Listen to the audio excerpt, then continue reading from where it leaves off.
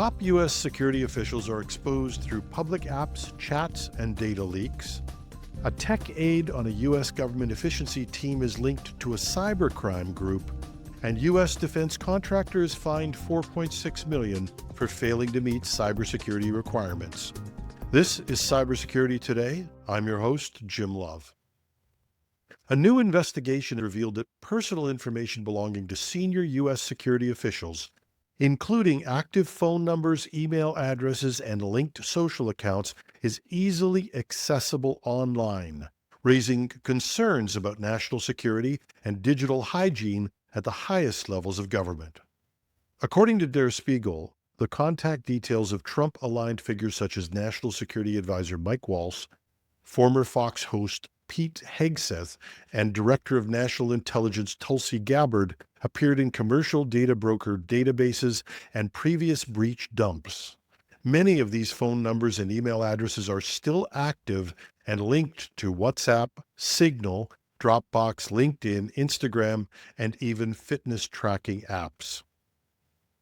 But the exposure doesn't stop at static data. Wired reported that Mike Waltz's Venmo account was left public, revealing a network of 328 friends that included White House Chief of Staff Susie Wiles and National Security Council official Walker Barrett. While no transactions were visible, experts warned that access to social graphs alone can aid intelligence mapping and targeting by hostile actors. These lapses have prompted calls for a review of personal cybersecurity practices among government officials. Despite repeated warnings, many continue to use unsecured platforms or fail to lock down accounts that link directly to sensitive national security roles. The revelations follow an earlier controversy in which the same group of officials used a Signal group chat to coordinate potential airstrikes in Yemen. That chat inadvertently included the Atlantic editor Jeffrey Goldberg, underscoring how even encrypted tools can introduce risks if misused. A U.S. defense contractor, Morse Corp, has agreed to pay $4.6 million to settle allegations of failing to meet cybersecurity requirements in its military contracts and knowingly submitting false claims for payment. Based in Massachusetts, Morse Corp specializes in developing guidance and navigation technology for military vehicles. The company's cybersecurity shortcomings were brought to light through a whistleblower lawsuit filed by its former head of security under the False Claims Act. Federal prosecutors outlined several cybersecurity failures by Morse, including, since 2018, Morse utilized a third-party email hosting provider without ensuring the vendor met the Federal Risk and Authorization Management Program, or FedRAMP, moderate baseline, as required in their contracts. Additionally, the contractor failed to confirm the email provider adhered to the Pentagon rules for incident reporting, malware handling, and forensic analysis, and media preservation. Morse neglected to fully implement all required National Institute of Standards and Technology, or NIST, cybersecurity controls, including measures critical to preventing network exploitation or the exfiltration of controlled defense information. And in January 2021, Morse reported a compliance score of 104 out of 110 for its implementation of NIST Special Publication 800-171 security controls. However, a third-party cybersecurity consultant later assessed the company's score at negative 142, indicating significant non-compliance. As part of the settlement, Morse will pay $4.6 million but does not admit liability.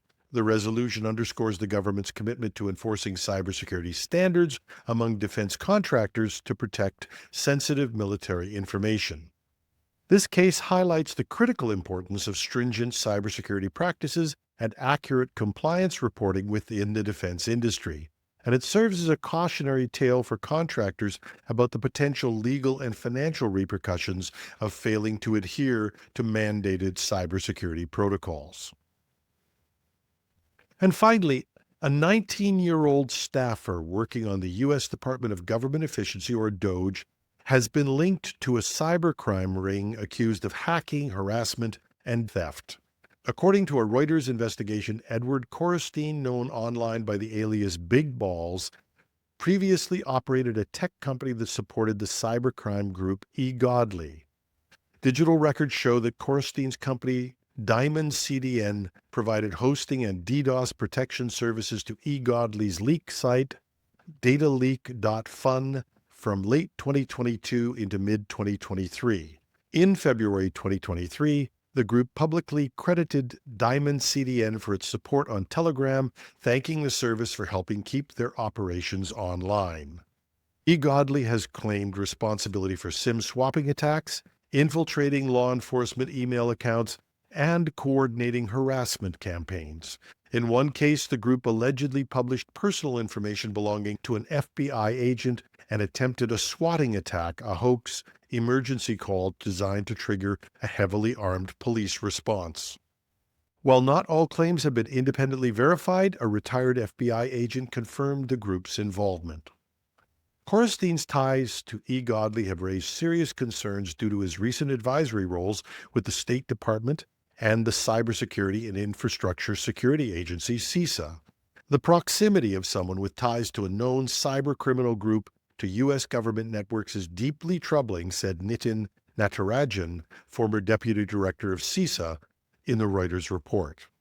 Neither Korstein nor DOJ representatives have responded to press requests for comment.